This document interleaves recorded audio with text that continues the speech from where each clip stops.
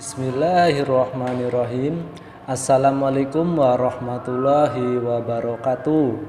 Selamat siang anak-anak. Bagaimana kabar kalian hari ini? Ustadz berharap ya kalian selalu diberikan kesehatan ya. Untuk tugas tematik hari ini ya, kita akan belajar dan melanjutkan pembelajarannya ya di tema 1 subtema 3 pembelajaran yang keempat ya. Insyaallah untuk minggu depan nanti kita sudah memasuki tema yang kedua ya. Untuk minggu ini kita akan menyelesaikan subtema yang ketiga ya.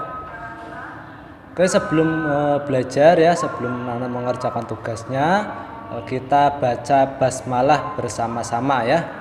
Bismillahirrahmanirrahim. Semoga dengan bacaan tadi ya, dengan bacaan basmalah, nanti ilmu yang kita dapatkan ya, yang anak-anak dapatkan nanti bisa bermanfaat. Setelah ini ya, kalian siapkan buku tematiknya ya. Kalian buka halaman 161. Jika sudah dibuka ya, nanti di situ ada bacaan tentang pengaruh kondisi geografis Indonesia sebagai negara maritim terhadap budaya masyarakat ya. Kemarin itu terhadap kehidupan ekonomi masyarakat dan kehidupan sosial ya. Dan sekarang tentang budaya masyarakat ya terhadap kondisi geografis Indonesia sebagai negara maritim. Anak-anak simak bacaannya ya. Kondisi geografis berupa kepulauan yang terdiri atas lebih dari 13.000 dan terbesar dari Sabang sampai Merauke mengakibatkan beragamnya budaya bangsa Indonesia. Masing-masing daerah atau pulau memiliki budayanya masing-masing yang berbeda dengan daerah atau pulau yang lain. Masyarakat Indonesia terdiri atas ratusan suku bangsa yang tersebar di lebih dari 13.000 pulau. Setiap suku memiliki karakteristiknya masing-masing. Salah satunya yaitu budaya.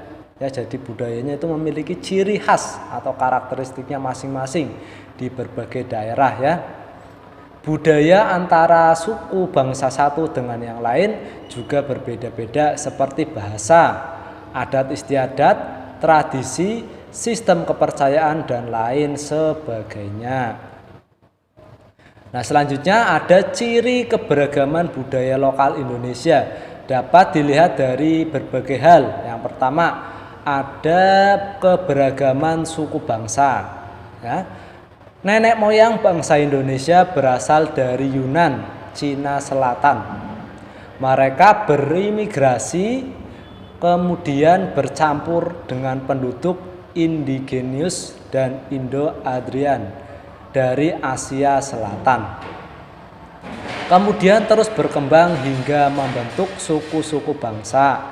Suku-suku bangsa di Indonesia diklasifikasikan menjadi 19 suku bangsa induk. Beberapa contoh suku bangsa di Indonesia antara lain ya, ada Minangkabau, kemudian suku Aceh, ada Melayu, Anak Dalam, dan suku Kubu, dan suku Baduy, suku Sunda, ada suku Jawa ini ya kita ya termasuk suku Jawa, ada suku Madura, suku Tengger, suku Sasak, suku Asmat, suku Dayak, suku Dani, suku Kaili, suku Minahasa, suku Mandar, dan suku Bugis ya. Itu berbagai suku yang ada di Indonesia. Kemudian yang kedua ada keberagaman budaya ya. Tadi ada suku bangsa, ini ada budaya. Indonesia masuk ke dalam rumpun bahasa Austronesia atau bisa dikatakan Australia Asia. Rumpun ini terbagi menjadi 2 sub rumpun lagi, yakni bahasa Austronesia Barat atau Indonesia Melayu. Ya, berarti ini bagian Indonesia Barat ya. Bahasanya itu ke dalam rumpun Austronesia Barat. Kemudian Untuk bagian Indonesia Timur yaitu menggunakan bahasanya atau rumpun bahasanya yaitu bahasa Austronesia Timur atau bisa dikatakan Polinesia. Nah, ini subrumpun ya Indonesia bagian timur ya. Masuknya Polinesia bahasanya. Dari subrumpun bahasa tersebut masih terbagi lagi ke dalam wilayah-wilayah bahasa ya. Kemudian yang nomor 3 itu ada keberagaman religi atau keagamaan. Nah, Indonesia itu memiliki keberagaman agama ya. Di Indonesia itu yang diakui ya, yang diakui oleh pemerintah ya, yang dianut masyarakat itu ada 6 agama ya. Yaitu ada Islam, Katolik, Kristen, Hindu, Buddha, dan Konghucu. Ya, ingat-ingat ya, ada 6 bahasa yang diakui oleh pemerintah Indonesia. Kemudian selain itu juga berkembang aliran-aliran kepercayaan yang lain. Yaitu ada 3 tadi ya, keberagaman, ada keberagaman suku bangsa, kemudian keberagaman bahasa, dan keberagaman religi atau keagamaan. Kemudian ini ada dampak ya, dampak dari segi kebudayaan. Di antaranya yang pertama, karena mudahnya pengaruh luar masuk ke Indonesia, maka masyarakat Indonesia lebih mengenal budaya asing. Seperti dalam bidang musik, masyarakat Indonesia lebih tahu musik luar seperti hip hop, musik jazz, R&B ya, daripada lagu daerah seperti karawitan atau gambang kromong. Tidak hanya pada lagu, budaya lain seperti tari-tarian dan bahasa pun mulai luntur ya. Ini adalah dampak negatif pengaruh luar ya, pengaruh budaya asing ya yang masuk ke Indonesia ya. Jadi di Indonesia ya, masyarakat Indonesia lebih mengenal budaya asing daripada budaya daerah sendiri. Kemudian yang kedua, tontonan dan adegan dalam film yang kurang bahkan tidak pantas membawa efek bagi bangsa Indonesia.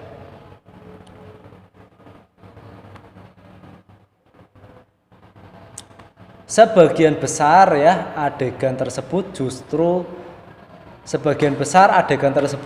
ditiru oleh artis-artis dalam negeri dan masyarakat kita ya, yang menganggapnya sebagai gaya hidup, semacam pusat gaya yang perlu ditiru terutama oleh anak muda.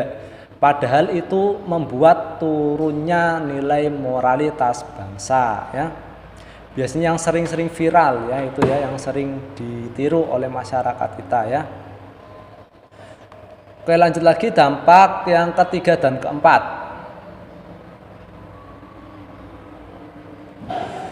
Dikenalnya kebudayaan Indonesia akibat ramainya perdagangan dan pariwisata yang ada di Indonesia. Ini dampak positif ya.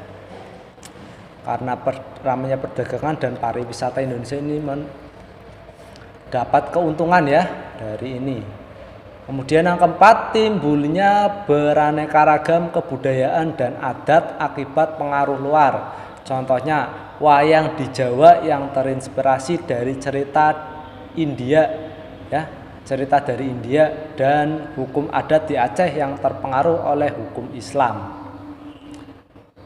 Oke, itu adalah dampak ya kebudayaan yang ada di Indonesia. Selanjutnya, amatilah gambar-gambar berikut. Berilah tanda centang ya pada gambar yang menunjukkan budaya asli Indonesia, dan berilah tanda silang ya pada gambar yang menunjukkan budaya hasil dari percampuran ya atau peleburan dari budaya lain atau negara lain. Nah, ini ya ada 4 gambar di situ. Nah, untuk yang gambar pertama ini bisa dibaca ya, keroncongku ya, ini berarti keroncong. Ini termasuk budaya Indonesia ya, maka bisa kita centang. Oke, kemudian yang kedua ini ada reog ya. Tarian kemudian menggunakan reog. Ini berasal dari daerah Ponorogo, Jawa Timur. Reog ini juga termasuk budaya hasil dari Indonesia ya, budaya khas Indonesia, maka bisa kita centang. Kemudian yang ketiga ini ada tari kecak dari Bali ya, maka ini juga dari Indonesia, bisa kita centang. Kemudian ini namanya barongsai ya. Nah, barongsai ini peleburan atau percampuran ya antara budaya dari negeri Cina sana ya, dari luar. Maka bisa kita silang. Ini karena budaya campuran ya, bukan hasil dari budaya Indonesia itu sendiri. Nah, jadi ada 3 ya, hasil dari budaya khas Indonesia dan satunya dari atau percampuran ya dari negara lain. Oke, lanjut lagi ke halaman 164. Di situ juga ada bacaan tentang pengaruh kondisi geografis Indonesia sebagai negara maritim terhadap transportasi masyarakat ya. Tadi terhadap kebudayaan ya, budaya masyarakat ini terhadap transportasi masyarakat ya. Wilayah Indonesia yang luas berupa kepulauan dan disatukan oleh laut sangat mempengaruhi kondisi transportasi yang ada. Jalur strategis yang bisa digunakan untuk menghubungkan antara pulau satu dengan pulau yang lain adalah jalur laut dan jalur udara. Adapun jenis atau moda transportasi yang efektif digunakan adalah kapal laut dan pesawat terbang ya. Ini adalah transportasi ya untuk penyeberangan antar pulau ya, bisa lewat jalur udara, bisa lewat jalur laut. Kalau lewat jalur laut biasanya pakai kapal laut ya.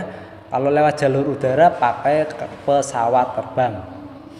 Adapun jalur darat ada moda transportasi kereta api. Kemudian bus dan mobil yang digunakan untuk menghubungkan daerah satu dengan daerah lain dalam satu pulau ya. Nah, jalur darat itu bisa digunakan ya ketika di dalam satu pulau ya. Daerah satu ke daerah yang lain masih dalam satu pulau itu bisa pakai jalur darat.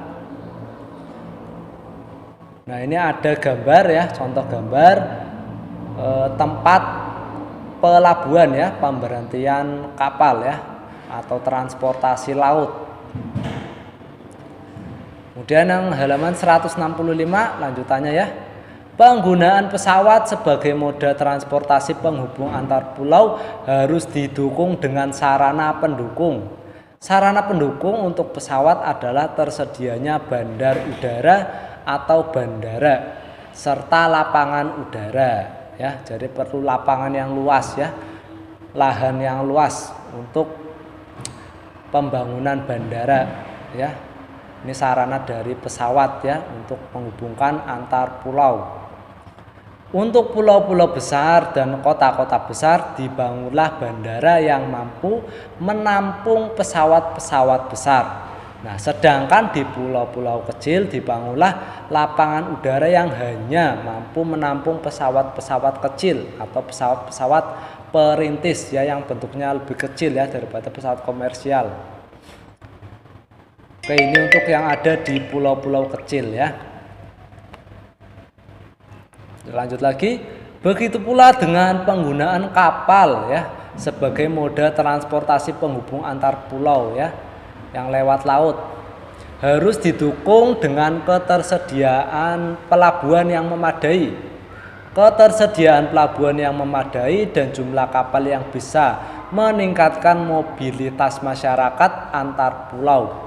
Karena penggunaan moda transportasi kapal dirasa lebih murah jika dibandingkan dengan menggunakan pesawat, sehingga masyarakat lebih banyak memilih untuk menggunakan kapal bepergian ya, untuk bepergian antar pulau ya.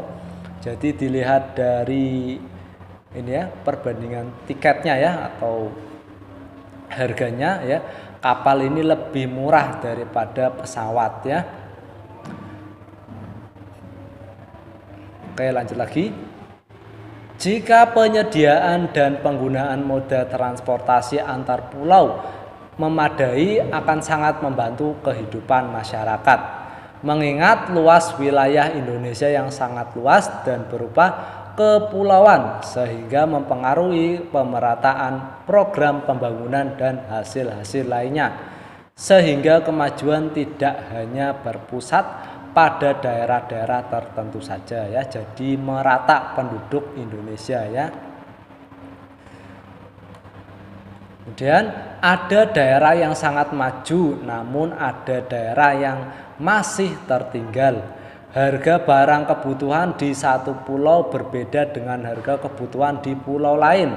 Hal tersebut merupakan contoh kecil dampak negatif kondisi geografis bangsa Indonesia sebagai negara maritim atau kepulauan.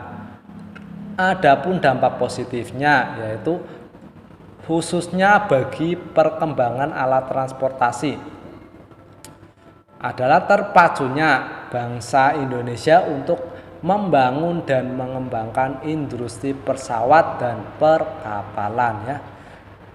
Di samping ada dampak negatif ya. Contohnya tadi harga barang kebutuhan sehari-hari ya di pulau satu dengan pulau yang lain bisa berbeda. Nah, itu adalah dampak negatif ya. Ada daerah yang maju dan masih juga ada daerah yang tertinggal, itu juga dampak negatif ya dari kondisi geografis Indonesia sebagai negara maritim. Selain dampak negatif ada juga dampak positifnya ya.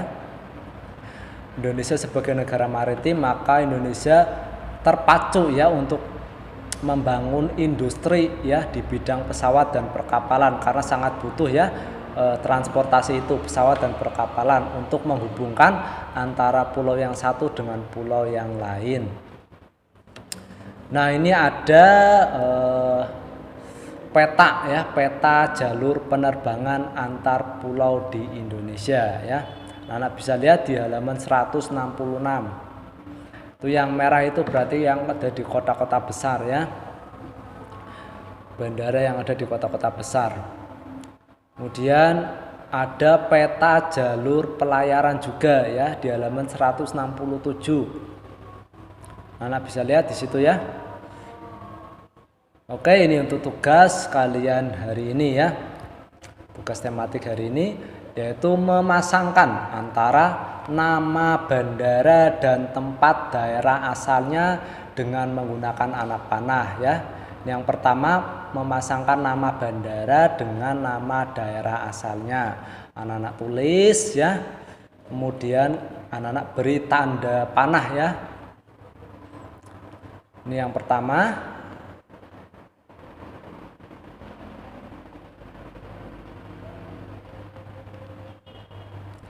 Kemudian ini yang kedua ya.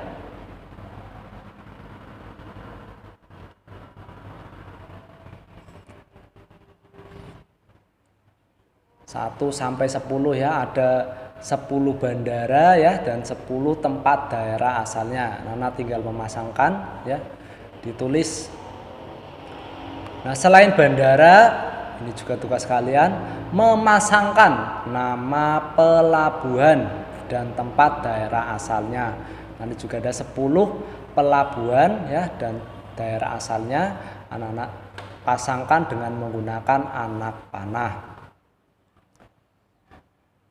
Ini 1 sampai 5 dan ini yang nomor 6 sampai 10. Oke ya, itu tugas kalian hari ini, tugas tematik hari ini. Alhamdulillah ya sudah selesai. Jangan lupa tugas-tugasnya dikerjakan ya. Tugasnya tadi memasangkan nama bandara dan nama pelabuhan dengan daerah asalnya. Ada 10 bandara dan juga ada 10 pelabuhan. Anak-anak bisa cari lewat Google ya, lewat Google searching silakan boleh, atau bisa juga anak-anak lihat di buku Bupena. Itu juga barangkali ada, silakan dibuka ya. Oke, Ustadz akhiri ya pembelajaran video pembelajaran hari ini. Apabila ada salah kata ya, salah ucap dalam menjelaskan, Ustadz mohon maaf yang sebesar-besarnya. Ustadz akhiri, wabillahi taufiq wal hidayah. Wassalamualaikum warahmatullahi wabarakatuh.